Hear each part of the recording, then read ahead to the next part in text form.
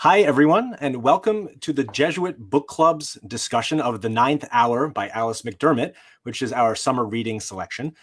My name is Mike Jordan-Lasky, and I lead communications for the Jesuit Conference of Canada and the United States, which is based in Washington, D.C. We're the sponsor of today's gathering. Our book club facilitator, Nick Ripatrazone, and I are just thrilled to welcome Alice McDermott herself to be here for our conversation about her novel today. So thank you so much to Alice for taking some time to discuss your incredible novel. I'll introduce both Alice and Nick to you in a minute, but first, just a couple of housekeeping things. Feel free to leave questions and comments in the chat box you'll see on the side of your screen, and we'll try to get to as many as we can at the end of our conversation today. The session is being recorded, and a video recording will be emailed to everyone who registered at the conclusion of the gathering. And this is our third book in the Jesuit Book Club. We started in Lent. We're going to keep going, probably starting in the fall. If you want to keep up with us, you can join our Facebook group, which is at facebook.com/groups/Jesuit Book Club, and we'll post that link in the chat as well.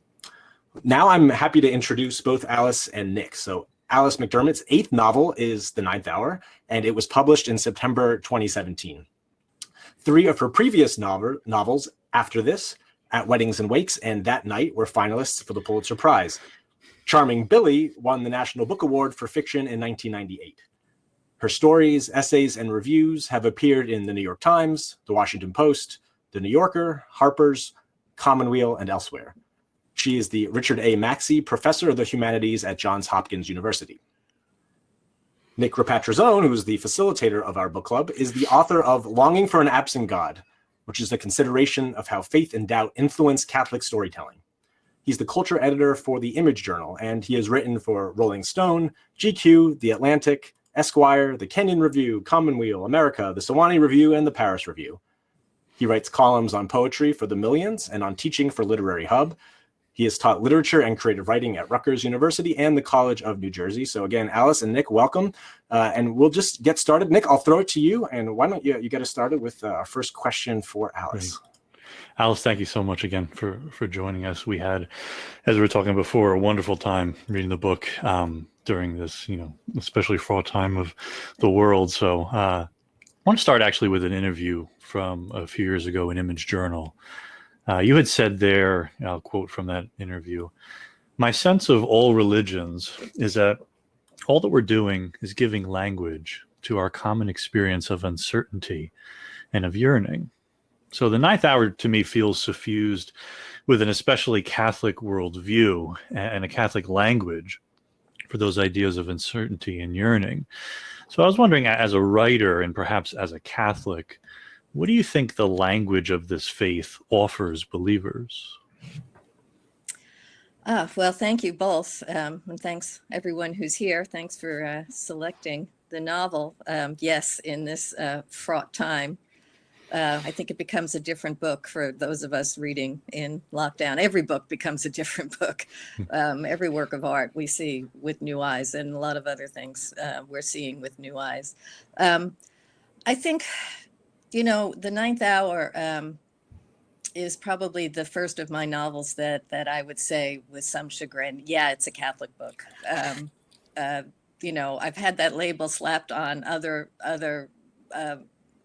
novels of mine that I want to say, well, there are Catholics in it, as Flannery O'Connor said, the wallpaper is Catholic, but it's not necessarily about the Catholic faith. But I think with The Ninth Hour, I sort of threw up my hands and said, okay, yeah, here it is. And, in the simplest of terms, it is about our confrontation with the ridiculous and yet persistent hope for immortality, the very center of the promise of Christ's life. And in a sort of very simple and humble way, lives of these women, these nuns, these poor women from another century. I just wanted to say, okay, let's put that to the test. Not in the contemporary way, which I think you would have to do if you were dealing with characters from the current era, but to confront the faith of people who believe fully, and how the world they work in revolves around that faith, that there is indeed an answer. There is justice in the universe. There is an answer to universal suffering. That this is not that question of is this all there is answered, is actually answered for people of great faith. And so in some ways, that's what this became. This became a way for me to find out how do you put that faith to the test, and what do you do with it when it is as tenacious as it has been in some people's lives. The novel starts with a big test to faith, and there's questions of the afterlife and big questions of meaning, and kind of making through from the very beginning, from the first scene of the novel, which depicts Jim's suicide. It's such a haunting scene, and it really radiates throughout the rest of the novel, all the implications we see that kind of come out from there. So as you were writing the book, what point did you realize that that's where you had to begin? Well, I have to give you a little bit of the genesis of every novel has its different, I think we like to believe once you do it once and you figured out how to start a novel and how to finish it, that it will apply to every other story. And it never does, of course. You're always a novice. You're always telling a story you've never told before. You're always teaching yourself how to write any particular novel. This novel actually began with a casual conversation with a friend after dinner who mentioned that he had a childhood recollection. He had grown up way upstate New York around Watertown, and he had a childhood recollection of an old man who lived in one of his great aunt's houses, was not a relative, but the family took care of him, and he had served as a substitute in the Civil War for one of his great uncles. And it was just that, wow, isn't that interesting? The idea haunted me. It was just the, that kind of magic of here we are sitting in Bethesda, Maryland over a bottle of wine, being very contemporary. He's a lawyer, I'm a writer, scientist. We were all there. And we had suddenly this historical connection to this time long ago. So I began to, just out of curiosity, I knew something about substitutions in the Civil War, certainly had studied it, knew about the draft riots, and how all those things came to be. But I just found myself wanting to refresh what I understood, not with the idea of ever writing a historical novel, and certainly not writing a Civil War novel. Like, it's been done. It's not for me to write another Civil War novel. But more as I read about it, more I realized what I was interested in was the metaphor. A substitute, someone who says, I will take your place. I'll put my life at risk so that you might be safe. I mean, historically, substitutes were all over the board. Some people did it just for the money. Some people did indeed do it for altruistic reasons. Some people did it because they were escaped convicts and they were disappearing into the army. But metaphorically, just that idea of I'll put my life at risk. Maybe I'll even give my life so that you might live. And the implications of that down through generations. And I guess this was the echo of that after dinner conversation.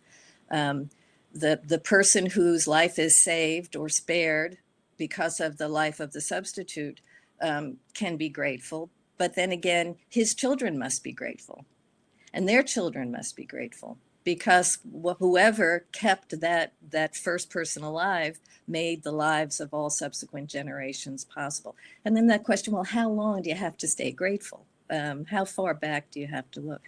So I wanted to write something about selflessness, something about, and I guess this was about the moment when I realized, oh boy, this is a Catholic novel.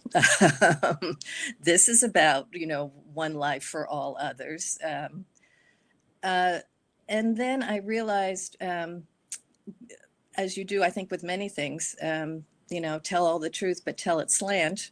There was no way to directly confront that kind of selflessness dramatically, but I might be able to get at it if there was an equal and opposite argument. And that's where the first chapter began to form. Not to say that suicide is the opposite of selflessness. We understand suicide in a very different way than it was understood, certainly by the Catholic Church, but by the culture at large at the time the novel takes place.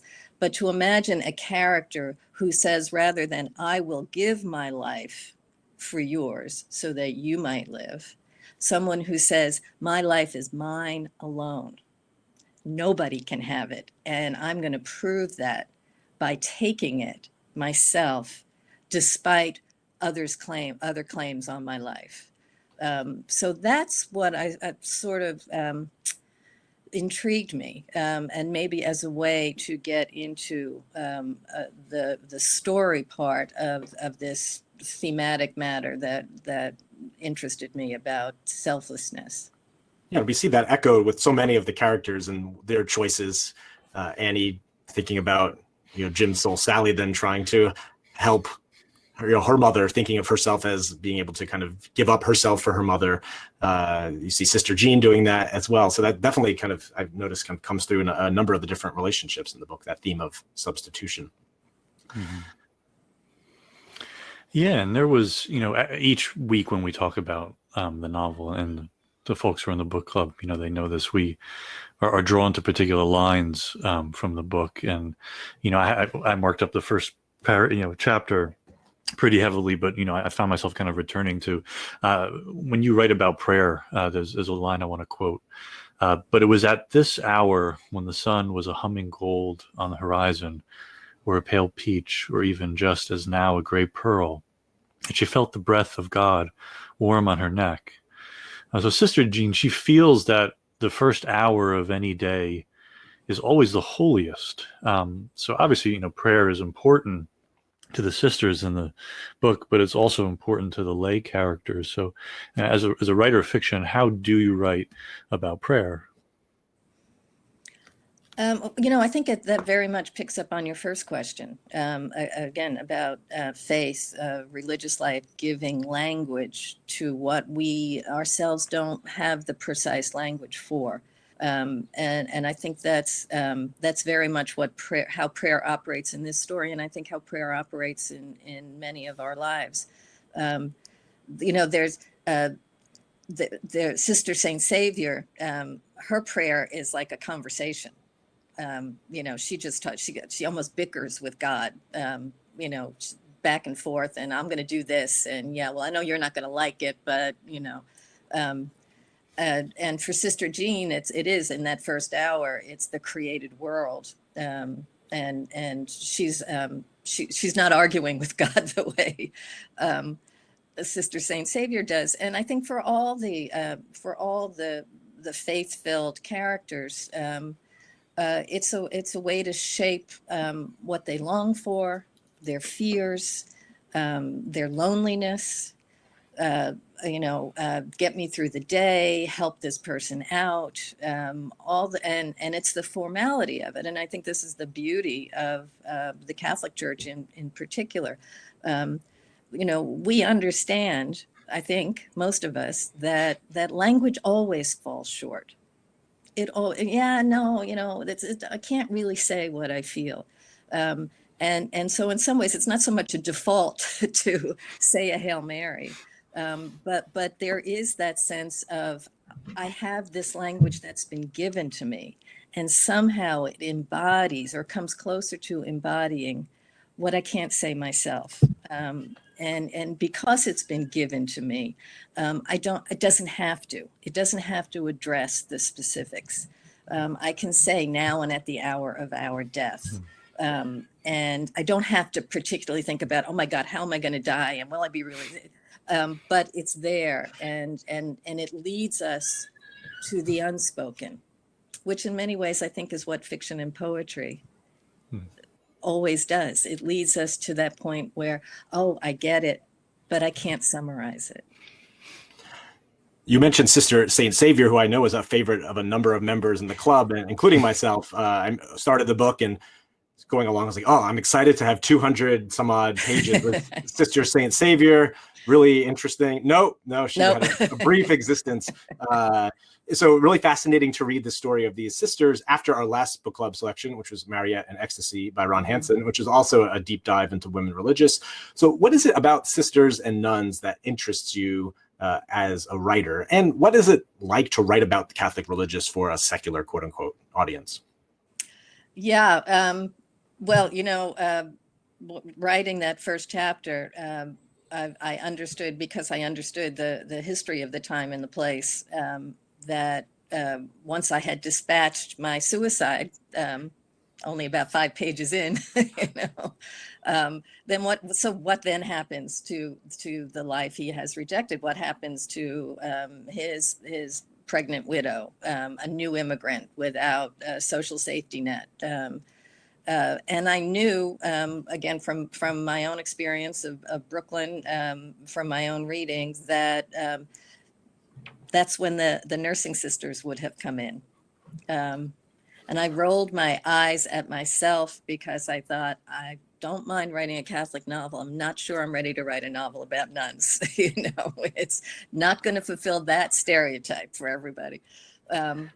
So Sister Saint Savior shows up as she would have, as was the culture in that time. These nuns, these nursing sisters, were on the street. They were doing the daily work of, again, providing that social safety net that was not available to working class and poor people at that time.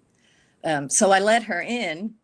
And thinking, well, she's old, I don't have to keep her around. It doesn't have to end up being a novel about nuns. But of course, the reality of nuns is you invite one in, a couple more are going to follow. Actually, historically, the nursing sisters in Brooklyn were the first nuns who were actually allowed to travel singly. So that they could do more work. Usually nuns, when they traveled, any of the teaching nuns had to travel in pairs. So here comes 2 more nuns who are not old and seem to be quite vital. So the challenge then was, okay, now who are they? And I realized even in that first chapter that in trying to understand through story, what would be the nature of someone and the implications of someone who says, I'm not selfless, I refuse to be selfless, I'm all about myself, I'm the only one, it's my life and I claim it. What I stumbled upon were these women who, by their profession, if you will, for lack of a better word, by their vocation, are selfless. They have left their lives behind. They've left what they call the world, and have given their lives to others. So there was my substitute. What you're talking about actually reminds me of a line that we also discussed in the club. The madness with which suffering was dispersed in the world defied logic. And, we've been reading for the book club the past few months, as Mike mentioned, a few different novels. And, it's been kind of this refrain in our discussions, how do you think of suffering, madness, logic, these things together in the current world? So, I was wondering how you make sense of that sentence, something you have written years earlier, but, we can revisit now. And what are the characters in the novel, especially the sisters and Annie, think about the idea of, quote, fairness in life, and how that might relate to faith? Mm-hmm. Yeah, I think, that leads me to Sister Jean, who's responsible for those thoughts. What the 2 nuns who show up in Sister Saint Savior's wake. Sister Lucy is the get things done nun. She's the no nonsense, what needs to be done, here I am. I knew Sister Lucy. As soon as she showed up, I identified, I know her. I know who she is. I'd like to, I'll find out as I write what brought this particular woman into her vocation, but I recognize her from my own experience. Sister Jean, because she was young, and Sister Saint Savior sees her as barely formed. I suspected this was my character who had a true and unquestioning faith, and I didn't understand that. It's not my faith. It's not really the faith of anybody I know. So, in some ways, writing the novel was a way to explore. She's not stupid. It's not blind faith, but what's her logic? How does she, especially as a young woman, working with the poorest of the poor, having given up all the selfish pleasures of her own life, and going out day after day, and especially working with children as she does, and seeing the innocence and seeing the suffering. And so that's her logic. That's her. It's impossible in Sister Jean's mind to accept this kind of suffering without some sense of recompense, without some sense of it will, in a just world, which is what she believes in. Every life will count. Every bit of suffering will find an answer, and that's exactly what her faith tells her. So she's the character, as I say. I'm not sure where that comes from, but has that complete trust in a just world, and she sees it in simple ways. We all understand what justice is. This is why she's so good at explaining her theology to children, but not so good explaining it to adults, because it's that simple to her. We all recognize injustice when we see it, and we all long for justice because we recognize that too. It's not fair. And where does that come from? And she believes that we're created with that sense, and not to torment us, but as indication of the promises of Christ, of eternal life.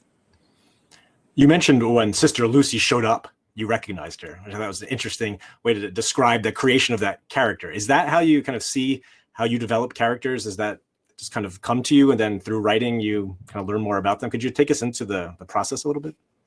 Well, as I was saying, it's different every time. There are novels where I begin with character, and I have a pretty good sense of the character. I mean, Charming Billy is the novel that I got Billy. Now I got to find out what's the world around him, what's keeping him alive. But again, with this book, it was more a thematic impulse, and there are times when you're writing to find out what your story is and who your characters are.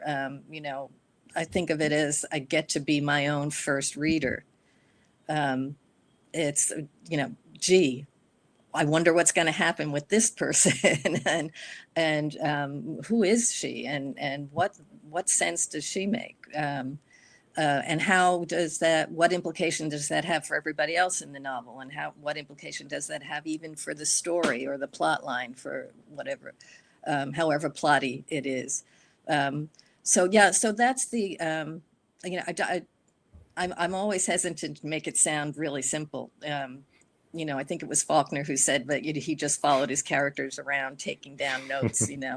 That's really charming, and it's very appealing to young writers. I'm going to do that, but it also involves a lot of characters who you shouldn't have come in. You got to leave, or I've looked into this character's heart and soul, and I'm not interested in them anymore. Cut them out. So with the process with the Ninth Hour was very much see the world, try to imagine the world as clearly as possible. Don't let any of the characters become stereotypes, even though, and again, this goes back to the question about writing about nuns. Popular culture makes them either bodiless saints,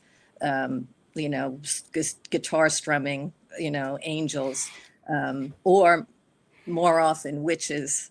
What's scarier than a celibate middle-aged woman, who's trying to teach you something. You know? Nobody wants to hear from those kind of people. So it's, again, it makes sense. And I think, again, this is the fiction writer's obligation. Even though these women dressed the same way, each and every one of them was a complete individual. Each and every one of them was a nun unlike any other.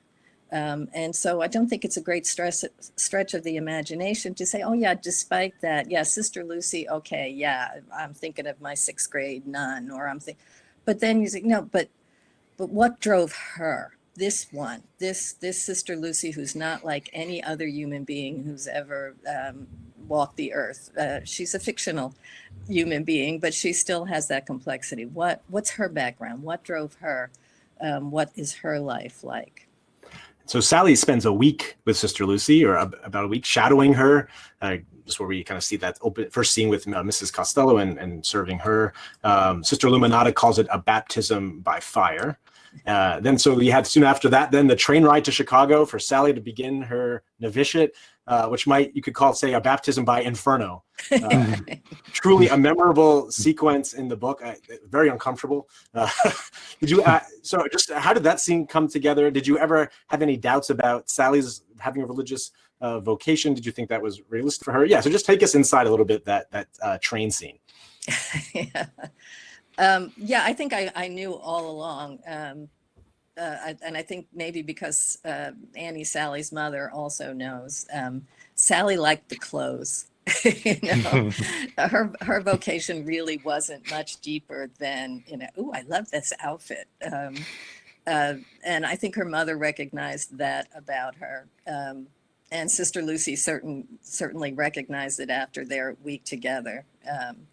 That Sally's much more of the world, and it's on the surface. But there is the drama that Sally finds so appealing. And again, it's the romance of selflessness, as opposed to the authentic selflessness. And I think that's what Sally is, as a young woman, is intrigued by. She's the, she's the nun doll. She's the, Audrey Hepburn is a gorgeous nun. Wouldn't it be cool to be a nun? Although that movie came much later, but it's the romance of selflessness. And what the train ride is the sort of the romance of selflessness comes up against the reality of how despicable and disgusting most human beings are, and physical, the physical. This is what interests me so much about nursing nuns, as opposed to, writing a story about teaching nuns or missionaries. These are the women who are confronting the body. It's not just that they have this highfalutin, prayerful sense of God and creation. They are confronting the physicalness of what it is to be human, of suffering, and also of just being unpleasant, which is a mild way of saying, of describing Sally's companions on that train. But it is that coming up against the reality of what it really, selflessness as a theory can sound very charming, but then consider the human beings you're giving up your own life for, especially some of them who are not pleasant, and don't seem to have lives worth saving. And I think that's what Sally goes through in that sort of dark night of the soul on the train, the confrontation with the physicalness of creation, and she rather backs away. You know what? They're really not worth it. Yeah, I'm thinking about Annie, because as you mentioned, she had that prescience to know, that Sally, as you say, had a more superficial than deep vocation. Annie, she starts the book in such a low place, place of extreme loss. And we feel so terrible for her and young Sally, but the book ultimately tells such a wide and deep story that we are then basically at the other end of her life. So what do you think Annie longs for in life? And does she ever actually find what she's looking for? Yeah, in interesting ways. I discovered that Annie, again, the young widow, she's pregnant when her husband dies, taken up by the nuns, not only given a profession, but given a friend. The nuns just sort of rearrange her life for her and give her what she needs. But she's also in sort of, maybe it's the secular way, a parallel to Sister Jean. Because, Annie also believes entirely in her faith. She accepts it. She even says, that her husband, as a suicide, can't be buried in a Catholic cemetery in hallowed ground. And Sister Saint Savior, the nun in the first chapter, is appalled by that. That's wrong. That's absolutely wrong. Church is wrong. I'm going to take care of it. I'm going to correct it. I don't need to abide by those rules. Those rules are wrong. Sister Saint Savior was proven right decades later when the church said, "Oh yeah, we're wrong about that." Catholic Church can say it's wrong. Isn't that comforting? But Annie doesn't. Annie says there's no sense in having rules if you don't get punished for breaking them. And she understands that he's taken his life, and the rules say you're not going to heaven. So also when she breaks the rules, when she finds comfort with a married man, she understands what she has given up. She understands her soul is at risk. She doesn't say, I never really believed all that stuff about morality. And, rather she says, I still believe it, but I'm accepting the punishment. And in some ways, that's a secular parallel to what Sister Jean does in the novel, sort of her grand gesture. Not to say, I can do this because I'm not really sure about those rules of the church.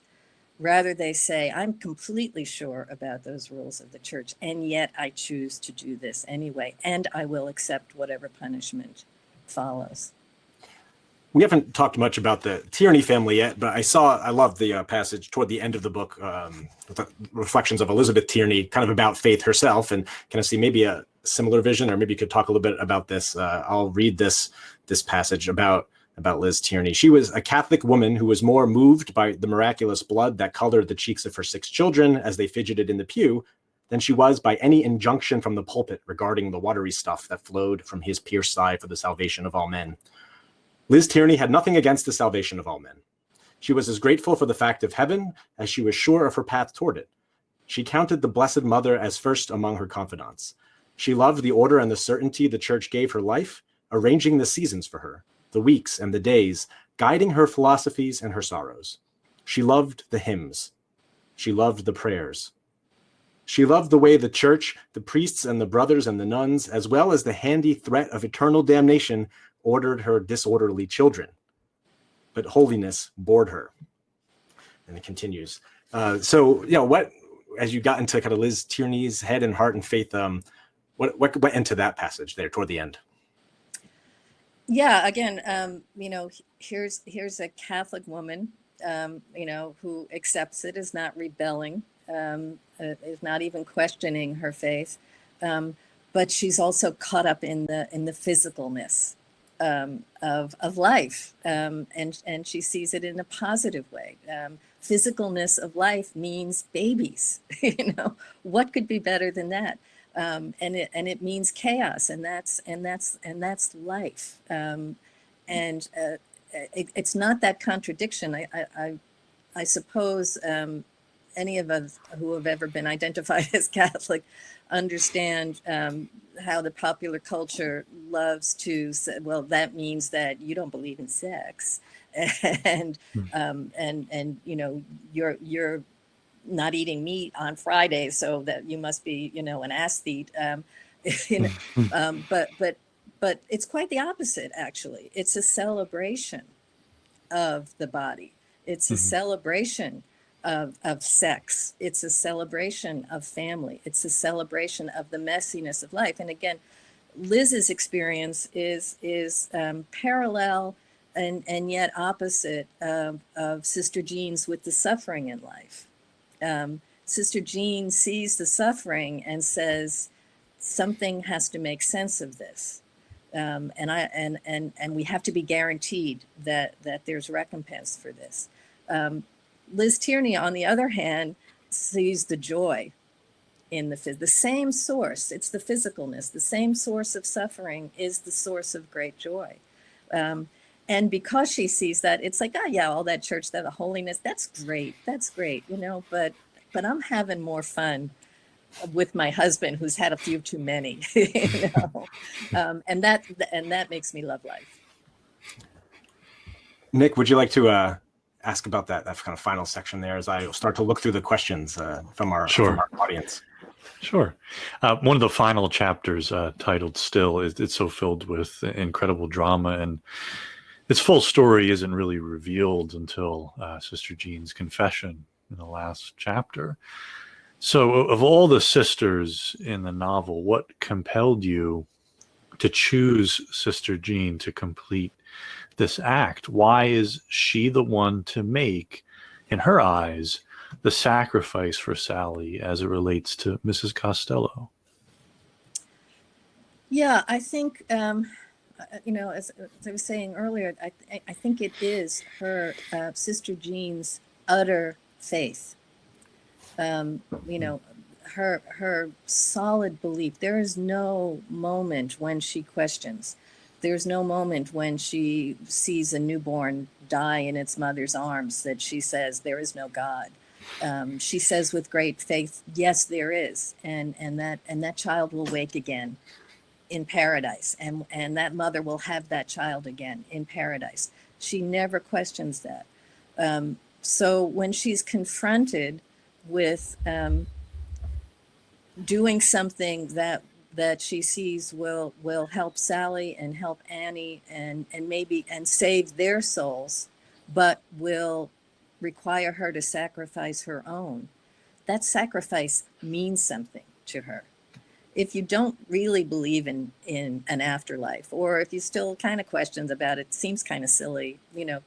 We don't talk much about heaven anymore in the Catholic Church, you know, because it seems kind of silly, and we don't have any really good way to imagine it that feels honest and authentic to intelligent people in the 21st century.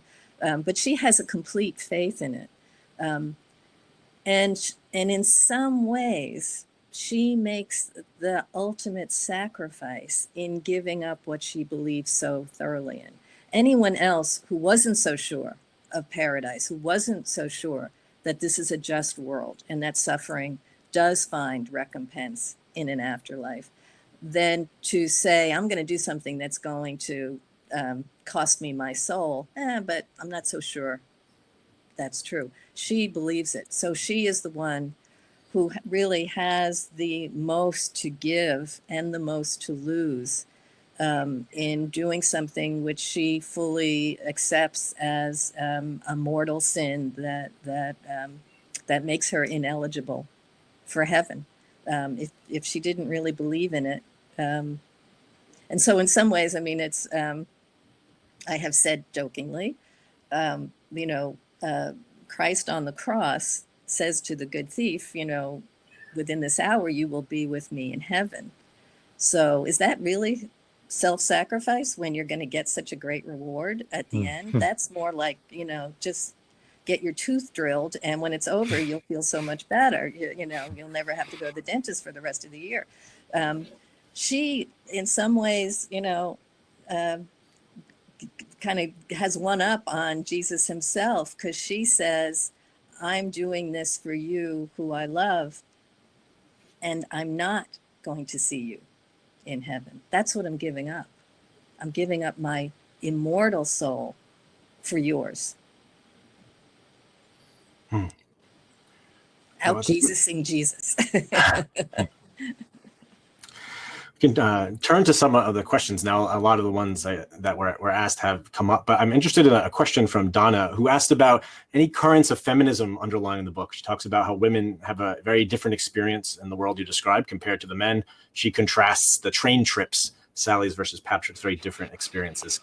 We know Sister Saint Savior as well, maybe just even in her thoughts, but some asides about the clericalism in the church she finds frustrating.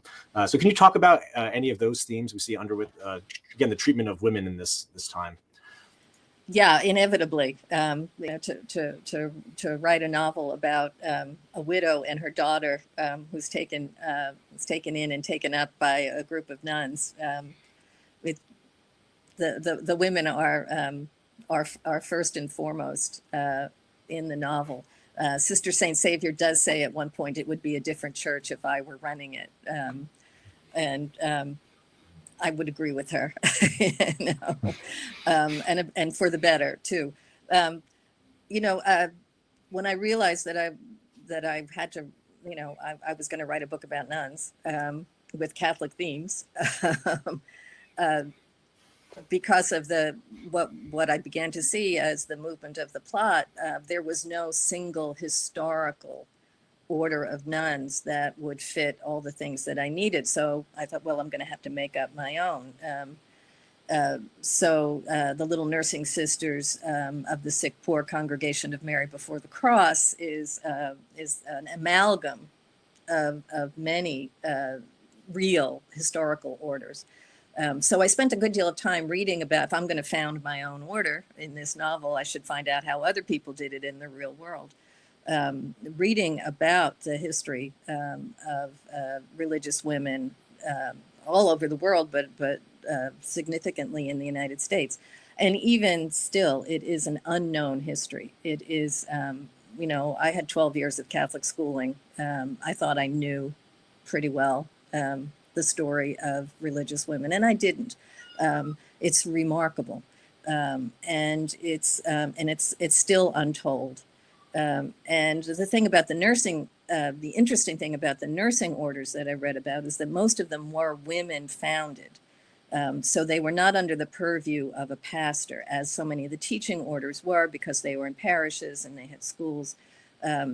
And so they were often woman-run, and they had a certain independence, and they still do in many ways.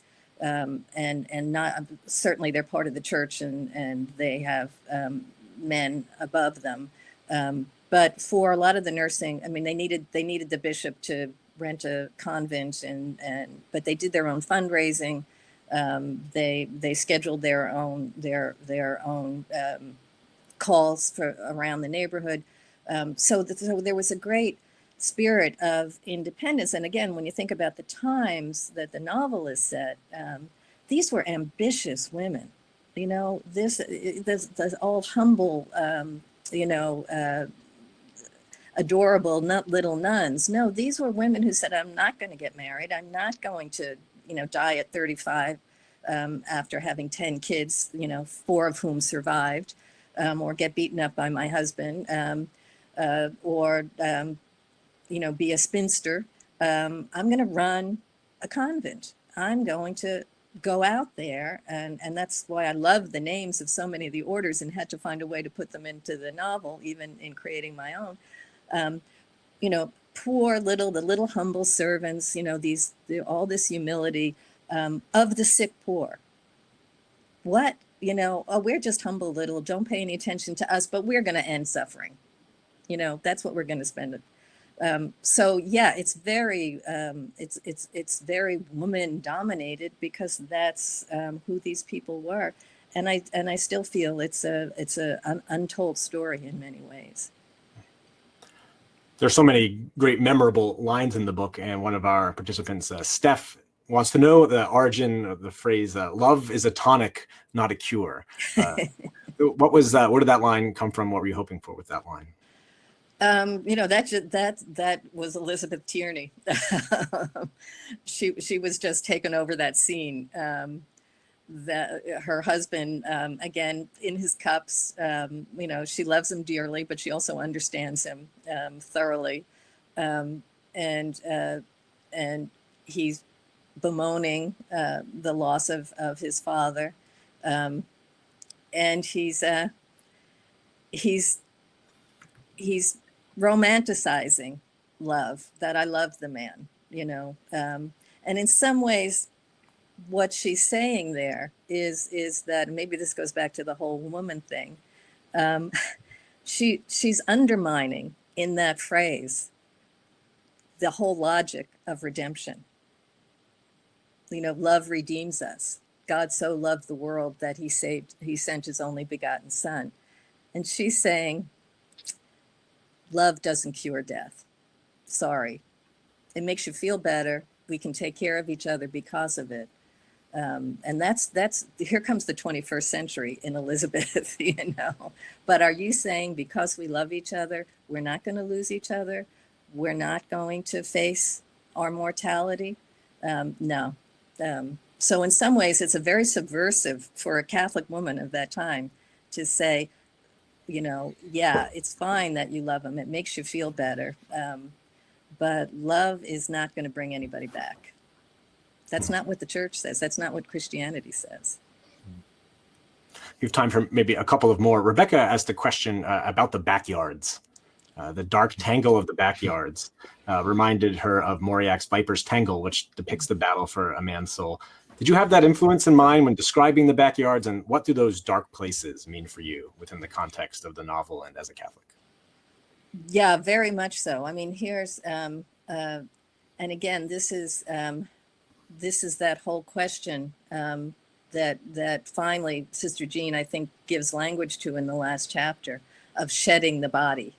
And you know, the tragedy for the suicide as she sees it, because suicide is a mortal sin and will bar him forever from paradise, is that he'll also be forever trapped in this body. The very thing he tried to shed, in her opinion, by turning on the gas, is the thing he will be trapped in. And that's how she sees her future as well. So that tangle, glancing at Sister St. Savior is the first to see it, that someone has died, but they have not left.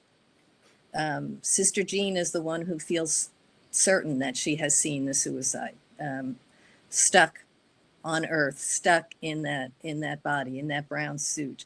The same thing that she feels she can't get rid of. So again, for me, it's trying to visualize the faith of these people. It's not superstition. I mean, that's something, you know, I'm always with Irish in my DNA, you know, superstition is always appealing. So to sort of, you know, tread that delicate line. It's not superstition, but it's a kind of physical vision that has that embodies a belief. And I think that the body of the suicide, just as his suicide, Mike, as you mentioned earlier, just kind of plays out in the lives of all the people throughout the book, even when they're not talking about him. That lingering on earth, that Sister Jean again chooses, even though she sees the horror of it and the tragedy of it, but she chooses so that she can save the souls of the women she loves. I think we have maybe time for one more. I wanted to combine a few questions from people. Some talking about the narrator, the voice. We get some gestures at that, but never fully revealed. Also, again, you had talked about trauma or things that, or the idea of substitution coming through multiple generations, and someone mentions really kind of reflecting our understanding today of how trauma can be passed down generation to generation. I know some of your other books have written across generations as well. What about that approach grabs you, makes you want to kind of go in that direction? So yeah, if you wanted to talk about either the narrators, why your choice to have them as the narrators, the grandchildren, or also, again, anything about that kind of sweep across multiple generations, why that appeals to you. Yeah, thank you. Yeah, I think that the importance for me for the narrator, number one, is it moves the story out of historical fiction, out of let's follow these little nursing nuns around and pretend we're in good old Brooklyn. there's also there's the story, but then there's the use of the story. And I suppose that's something that's always interested me as a writer, as a storyteller. Again, it's not that it just happens once, but then it's reverberations through various generations. But I also wanted to get some sense, maybe mitigating the faith of these women from another generation by seeing it through the interpretation of a more contemporary generation that doesn't quite get it. In some ways, they're astonished by it, but they kind of miss it. What is she saying? Good little old sister Jean, who's so sweet. She's saying she's going to go to hell. What? No. So they know the story, but they're not quite getting it.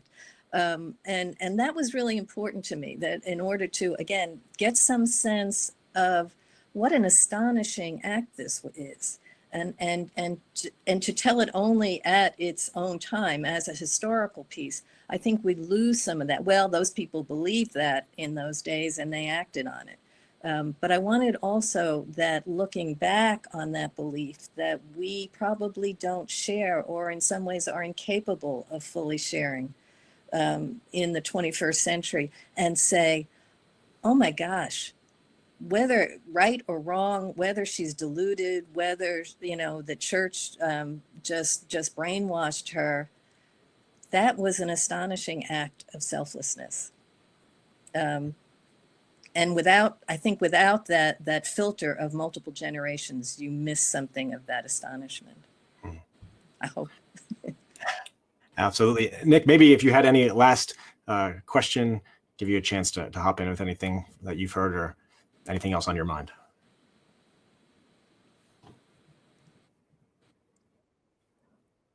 Do you feel that you'll return to that in nonfiction or fiction at some other time as a writer? One never knows. As a hanging on by my fingertips, still somewhat practicing Catholic, I do feel a certain obligation to maybe be the last gasp of hope that the church can change, and ask for forgiveness and maybe start over again. And I do feel some obligation to the church that I was born into, to speak up and speak out. Whether that continues to show up in my fiction is a different question, but I don't think, being a cradle Catholic and seeing the world in a certain way, I don't think you can ever leave that behind. I always tell my students, everything you write is autobiographical, because your language is autobiographical. The language you use, the way you shape a sentence, comes to you through experience. And my experience is being a cradle Catholic, the ritual, the rhythm of prayer. Prayer was the first poetry I ever heard. So no matter how I shape a sentence, no matter what I'm writing, somewhere in there, that experience, I think, shows itself. Well, Alice, thank you so much. The reviews on the side are just so thankful. Everyone very grateful to have heard from you. And for me, I know it really deepens my understanding of the book, and felt like I was on kind of a literary retreat for an hour. Boy, we all need retreats. I know, it's a gift. It's a gift, and to be on the clock during that time, that's a good win for me. But again, thank you so much for taking the time and for the beautiful novel. Nick, thank you for moderating and for your great questions. And for folks, again, who hope to keep reading with us, again, we'll have our next selection up in the next few weeks. Our Facebook group is the Jesuit Book Club, which you can find on Facebook there, and we'll make sure that's emailed out to everyone who registered. So again, thank you to everyone for joining in, for your great questions and comments. And Alice, thank you both. Wonderful questions. Thank you. Thank you, Alice. Take care. Take care. Bye-bye. Bye-bye.